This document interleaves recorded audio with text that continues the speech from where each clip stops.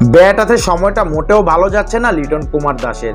One day, test কিংবা টি-20 কোনো ফরম্যাটে কাঙ্ক্ষিত পারফর্ম করতে পারছেন না। চট্টগ্রামে জিম্বাবুয়ের বিপক্ষে ব্যাট হাতে ব্যর্থ হয়েছে লিটন। টাইগার এই ওপেনারে ধারাবাহিক ব্যর্থতা নিয়ে এবার মুখ খুললেন ব্যাটিং কোচ ডেভিড হ্যাম্পা। চট্টগ্রামে গণমাধ্যমের মুখোমুখি হয়ে হ্যাম্পা বলেন, লিটন হয়তো রান পাচ্ছে না, কিন্তু নিজের খেলাটা নিয়ে সে অনেক পরিশ্রম করছে। এটা আমাদের জন্য গুরুত্বপূর্ণ বিষয়। সে প্রতিনিয়ত আরও ভালো করার চেষ্টা করে যাচ্ছে। প্লেয়াররা এমন সময়ের মধ্যে দিয়ে যাবে, কখনো তারা রান করবে, কখনো আবার করবে না। এখন হয়তো সে অতটা ধারাবাহিক নয়, তবে সে এটি নিয়ে কাজ করছে এবং কঠোর পরিশ্রম করছে। এটাই বেশি গুরুত্বপূর্ণ।